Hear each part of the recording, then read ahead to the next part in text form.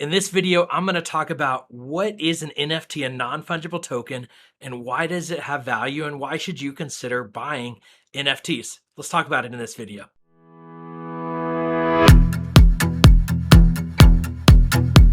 So if you don't know me yet, if we haven't met, I'm Nils Smith.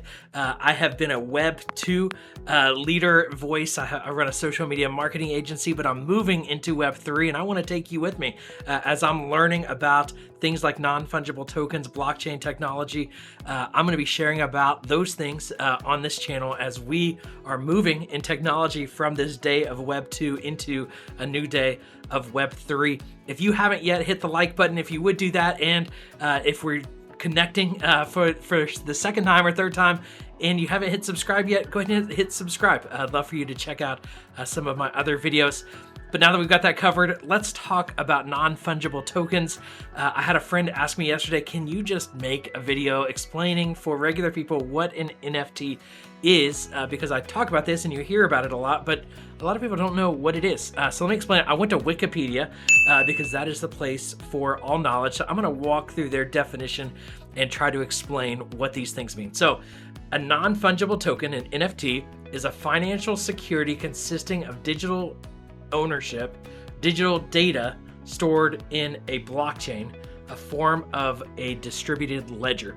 So that's a bit complicated, but I think the way to think about this is it's a financial security consisting of digital data stored in a blockchain. Think about it like a title. When you buy a car or you buy a house, you go to the title company and you transfer ownership from the builder or from the previous owner to you as the new owner, or you as the current owner to a new owner. You use a title, and that title is stored and documented as a way of who owns this property or who owns this car, this asset. And so an NFT is a digital asset that is stored. Ownership data is stored on the blockchain. And so in this episode, I'm not going to get into what blockchain technology is and what makes that different, but think of it as a ledger of ownership. So the key is a digital data stored on the blockchain, communicating ownership. Then it goes on to say the ownership of an NFT is recorded in the blockchain and can be transferred to any owner, allowing NFTs to be sold and traded. And so this is what the blockchain allows, is instead of needing a title company to help us transfer ownership, we're able to do that on an exchange. And then that data transfer, if we sell this product like we sell things on eBay or Amazon, it's literally exchanging that ownership of that item on the blockchain. And so the technology that is decentralized is that term, is basically the title is shifting from one owner to the next. So we're able to buy, sell, trade on the blockchain these items. Then it goes on to say NFTs typically contain references to digital files such as photos, videos, and audio. And so a lot of times you'll see a picture and that image is the NFT. And so people often say, well, can't I just right click and save? And you can, but you don't necessarily own that. You just downloaded it and you have that picture on your computer, but there is no proof of ownership. You can't resell it. You can't do anything with it other than like post it on the internet or print it out. But there isn't actual ownership of that. So the key to a non-fungible token is that ownership aspect, and so what's connected to basically the title is a digital file, which is often a photo, video, or audio file, which is where we're hearing now about more music that is being traded. And so some NFTs that currently that are popular out there are art. And so you might have heard of Beeple, who sold his digital art. So it basically is like a JPEG that somebody buys and owns, but they can then display it in different places and display it with a proof of ownership to that piece of digital art. Or I've gotten into digital trading cards. And so if you think about digital trading cards being cardboard historically, well, now it's a digital trading card. And then I have proof of ownership, and I can buy and sell or trade that digital asset that I own because on the blockchain, it has proof of me owning it. So I'll keep going. So it has that file connected to it of photo, video, and audio. because NFTs are uniquely identifiable. They differ from cryptocurrencies, which are fungible. The market value of NFT is associated with the digital file it references.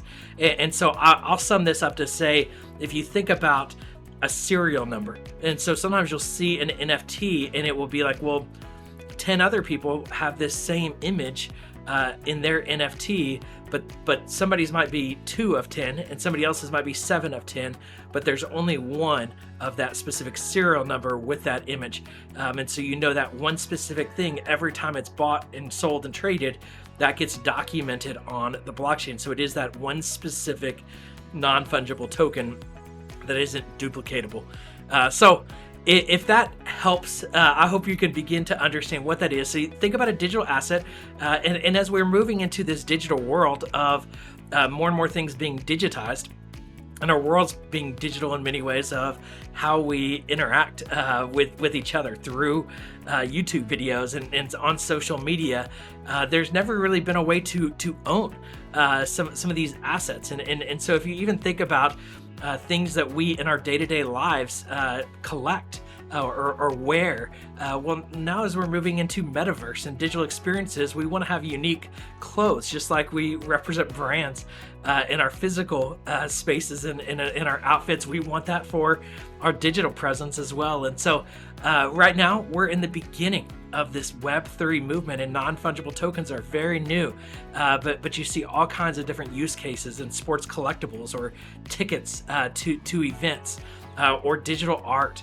And I think the use cases are going to be interesting to see how they develop and where we go from there. But I hope that helps you to begin to understand what a non-fungible token is, how that proof of ownership works to an extent, and I'll share in future videos, how you can buy an NFT, how you can sell an NFT, what you actually do with NFTs. But I hope that gives you a better understanding of what an NFT is. If you have other questions that I didn't answer in this video, leave them in the comments. I would love to help answer your questions and better explain and help you better understand what an NFT is. Thanks for watching. If you haven't already, hit that like button, subscribe to this channel. I'd love to connect with you in other videos. We'll talk to you again on the next video.